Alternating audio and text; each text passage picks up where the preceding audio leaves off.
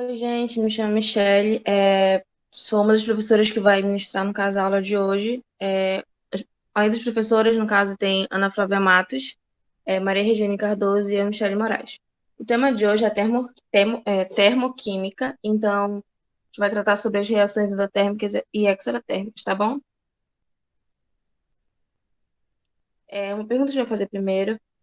Como se mede, no caso, as quantidades de calor envolvidas em uma reação química e como relaciona, no caso, as quantidades de calor envolvidas em uma determinada reação, no caso, com a quantidade de calor de outra reação química?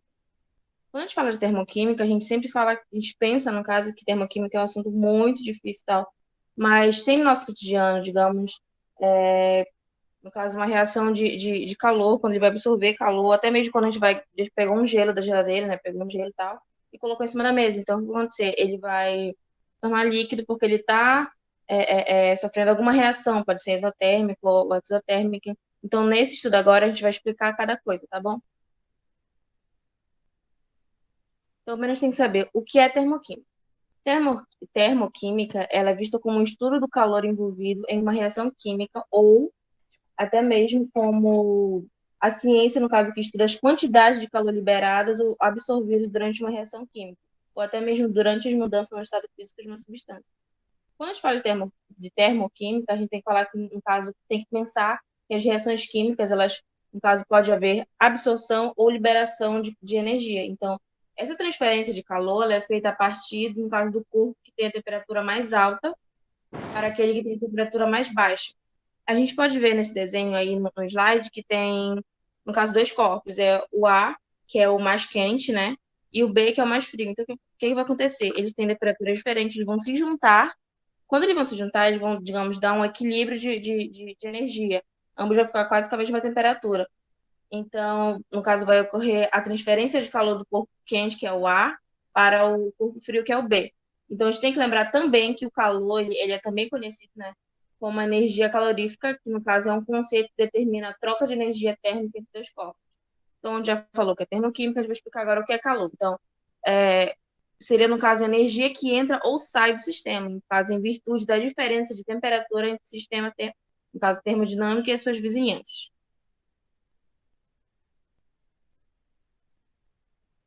Como a gente já falou de termoquímica, reações químicas, a gente tem que saber primeiro o que seria, no caso, a entalpia.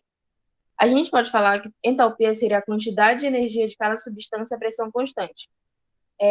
A entalpia ela tem um símbolo que é H, né, que vem de entalpia, que significa aquecer. Então, a gente pode dizer que a entalpia seria a quantidade de energia de cada substância a pressão constante. No caso, a gente não pode determinar a entalpia de cada substância, mas a gente pode medir a variação dessa entalpia, né, que é o ΔH de uma transformação. Então, no caso, ele vai corresponder ao calor absorvido ou liberado por um processo físico ou químico, no caso, realizando a pressão constante. Nós temos uma equação química que é dois carbonos mais dois oxigênios, vai resultando em dois CO. Então, ele vai liberar, vai ter um calor liberado, né? Nessa equação química, então o calor liberado ele vai corresponder a quê? Na variação de entalpia da reação. Agora nós vamos falar sobre a equação química, no caso que é utilizada, né? Qual seria a equação química? Seria ΔH, que seria igual ao produto, né? O H do produto menos o H do reagente. Então, o ΔH total seria o ΔH do final menos ΔH inicial. No caso, ΔH seria a variação de entalpia.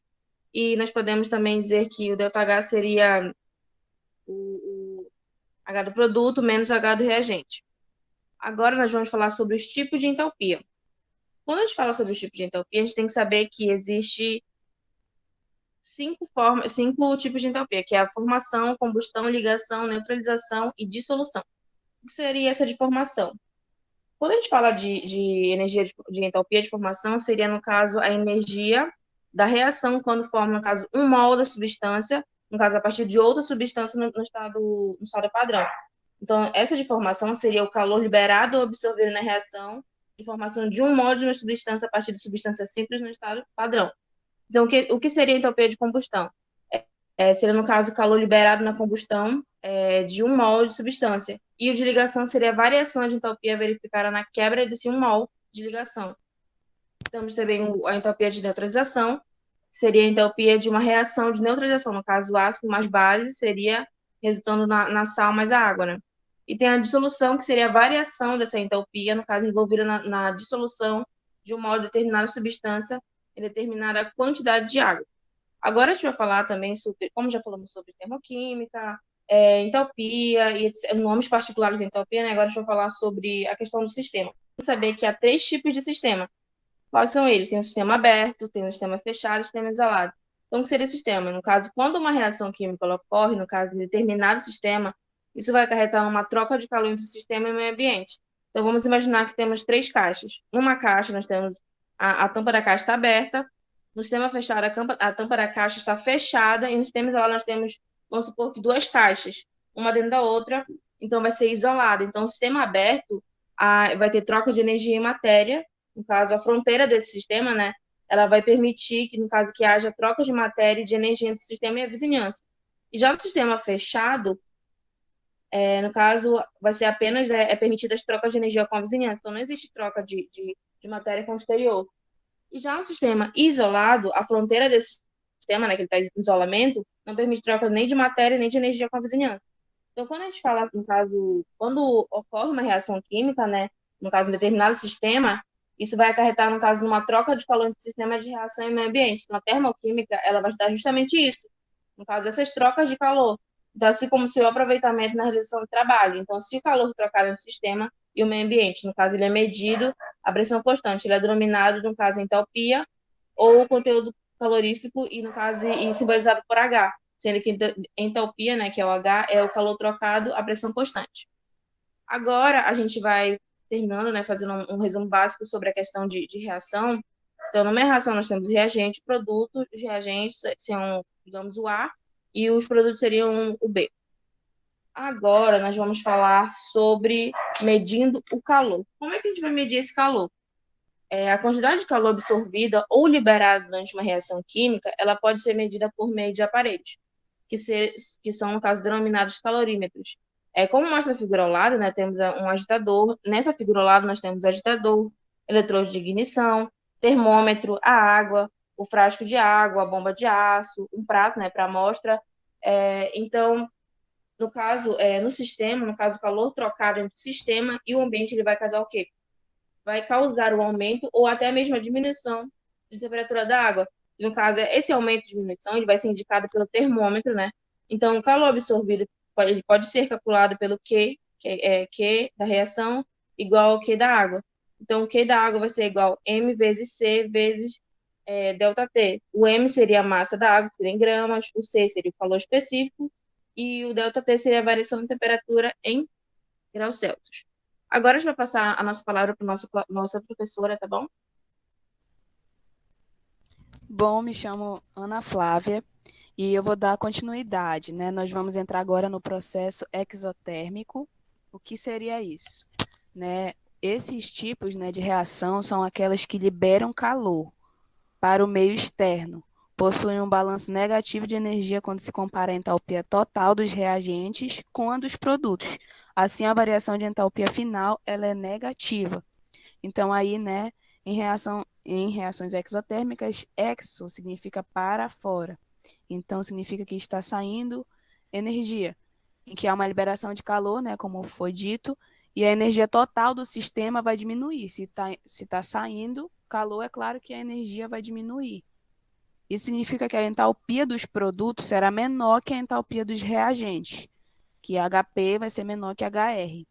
Portanto, a variação da entalpia será negativa. Então, ΔH, que é a variação de entalpia, vai ser menor que zero. Está aí um gráfico para ilustrar melhor a energia de ativação, que vocês vão ver mais para frente, a energia dos produtos e a energia dos reagentes, né? E a energia dos produtos ela é menor aqui, como vocês estão vendo nesse espaço. A energia de ativação, aqui a energia dos produtos, ela ocupa menor espaço nesse gráfico do que a energia liberada. Então, no caso, por isso que vai ser negativo. E aí a gente tem o endotérmico. A gente tem o endotérmico, que é uma reação química cuja energia total dos seus produtos é maior que a de seus reagentes. Ou seja, ela absorve energia na forma de calor. Sua variação, ao contrário da reação exotérmica, é positiva por representar a absorção de energia durante a reação química. Então, né, dentro das reações endotérmicas, endo vai significar para dentro e vai haver uma absorção de calor. Enquanto na exotérmica a gente vai ter uma liberação, na endotérmica a gente vai ter a absorção de calor. São coisas opostas. Né? A energia total do sistema ela vai aumentar. Isso significa que a entalpia dos produtos será maior do que a entalpia dos reagentes. Então, HP vai ser maior que HR. Portanto, a variação da entalpia será positiva, né? Que o ΔH, que é a variação de entalpia, vai ser maior que zero. Então, aqui vocês estão vendo que é o contrário daquele outro gráfico aqui. O gráfico é o contrário. A energia absorvida e a energia dos produtos. Aí a gente vem para uma questãozinha básica para a gente entender um pouquinho melhor, né? O diagrama a seguir representa a combustão completa e a incompleta do gás metano. Qual das reações libera maior quantidade de calor? Então, a gente pode ver aqui, né? Essa equação, essa daqui, a variação de entalpia 1 e a variação de entalpia 2. E aí a gente vai para a explicação da questão. Essa daqui é incompleta, eu já vou explicar o porquê. Só se liguem aqui nesse monóxido de carbono, que está bem aqui. E essa daqui é a completa. E aqui tem o CO2, né, que é o dióxido de carbono. Então, uma combustão completa que libera CO2 e a água, que é o H2O, ela libera sempre mais calor. E a explicação é essa, que a combustão completa ela sempre vai liberar maior quantidade de energia, e tá aí o cálculo, né? A gente não vai fazer o cálculo. Menos 802,3 kJ por mol de combustível queimado, em comparação à combustão incompleta. Se a gente botar essa equaçãozinha lá naquela fórmula, vai dar esses valores aí. E aí, ó, ΔH menos 520 kJ por mol de combustível. Então, por que isso ocorre? A falta de oxigênio durante a combustão, que é a queima, leva à chamada combustão incompleta, né, que produz o monóxido de carbono. Então, por que que essa aqui é incompleta? Porque ela está gerando aqui o monóxido de carbono, ou seja, significa que não consumiu, digamos assim, todo o oxigênio e o carbono. Não gerou o dióxido de carbono, gerou só o monóxido de carbono. Então, note que é o CO. Note que o CO ele tem um oxigênio apenas, a menos que o dióxido de carbono, que é o CO2. O que caracteriza a deficiência de oxigênio ou a ineficiência da reação. Não tem oxigênio suficiente para fazer aquela queima, aquela combustão completa. Dessa forma, se o motor do carro estiver desregulado, vai consumir mais combustível. E agora eu vou passar a palavra para a professora Regiane, para a parte experimental.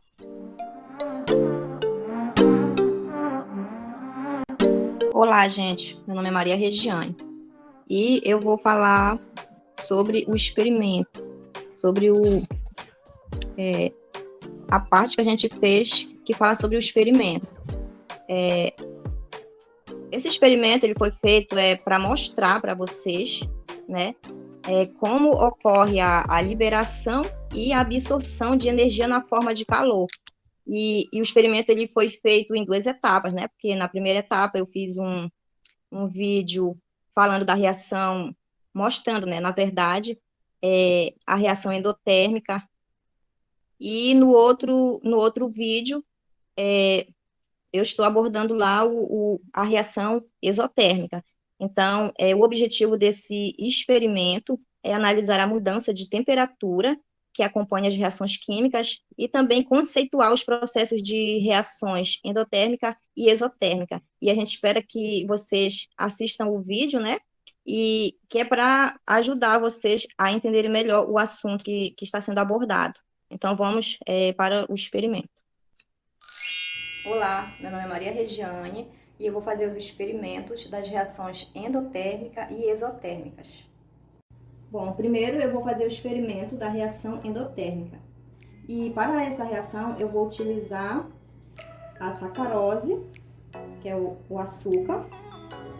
Vou utilizar uma colher que tem o cabo isolante e uma vela já acesa. Lembrando que a reação endotérmica, ela é aquela que absorve energia na forma de calor. Então, vamos para o experimento. Colocamos um pouco de açúcar aqui.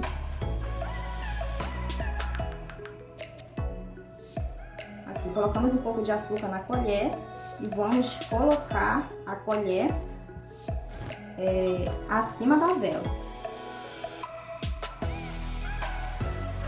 Então, o que vai acontecer aqui? A sacarose, ela vai começar a se decompor, ou seja, ela vai derreter, se transformando em caramelo. E isso acontece porque a sacarose, ela vai absorver a energia que vai ser liberada na forma de calor. E como o processo é um pouco lento aqui, eu vou dar uma pausa aqui e depois eu volto para mostrar já só o final. Então, aqui como vocês já estão observando, que a sacarose ela já está se decompondo, já está se derretendo. Depois que o metal fica quente, o açúcar ele começa a se decompor. Ele vai se decompondo aos poucos. Vocês estão observando aí.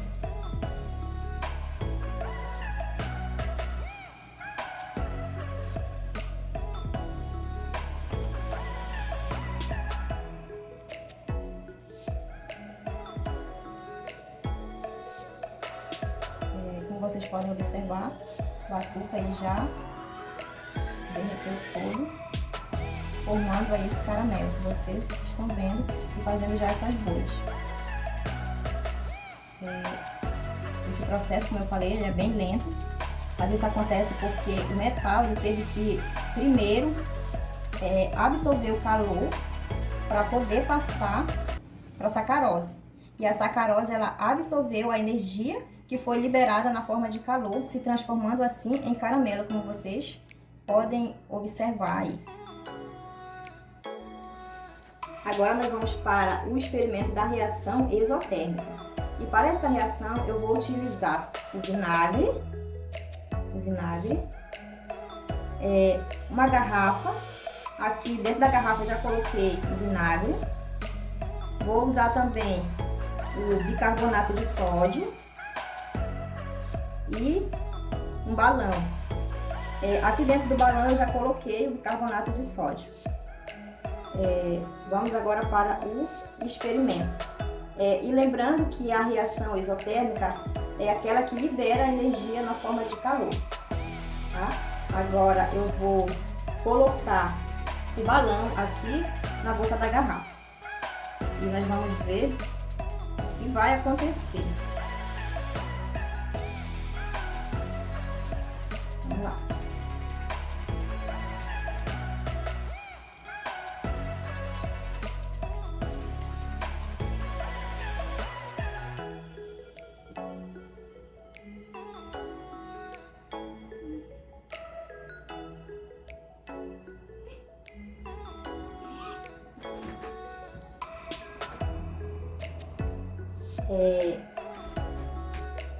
Nós podemos observar aqui que quando o bicarbonato de sódio ele entrou em contato com o vinagre que estava aqui dentro da garrafa, ocorreu uma reação química entre o ácido acético e o bicarbonato de sódio. E um dos produtos dessa reação é um gás muito conhecido, que é chamado de dióxido de carbono, que é o CO2. O gás carbônico foi ele que deu origem a essas bolhas aqui que nós vimos no nosso experimento. Então, foi por isso que observou-se uma efervescência. Então, o gás carbônico ele ficou retido aqui dentro desse balão e isso fez com que esse balão enchesse.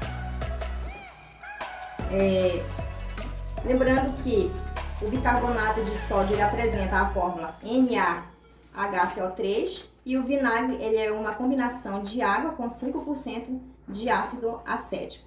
Então foi esse nosso experimento, espero que vocês tenham entendido e obrigado pela atenção de vocês. A gente colocou aqui também para vocês uma proposta aqui de um mapa mental. Vocês vão fazer um mapa mental sobre o assunto, né, que é termoquímica, e vocês vão nos entregar, né, daqui a 2 semanas. E vocês, como vocês estão vendo na imagem, a gente colocou aqui alguns modelos, né, de mapa mental, e vocês também podem pesquisar na internet sobre como fazer. Não é para pesquisar e só colar lá da internet e fazer igual da internet, não. É vocês somente pesquisarem para ter uma base de como fazer, de como é. Mas qualquer dúvida que vocês tiverem, vocês podem estar perguntando para a gente, que a gente vai tirar todas as dúvidas de vocês, tá? E o mapa mental é para entregar daqui a 2 semanas, tá? Então, vocês têm bastante tempo. E passando agora para a atividade. Vocês vão assistir as videoaulas e realizar aqui a lista de exercícios que a gente está propondo aqui para vocês. Essa lista de exercício, vocês vão ter que entregar para a gente na próxima aula, tá? E aquelas questões que vocês não conseguirem resolver,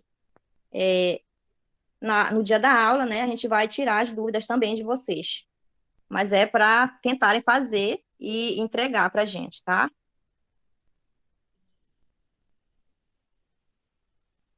E bons estudos.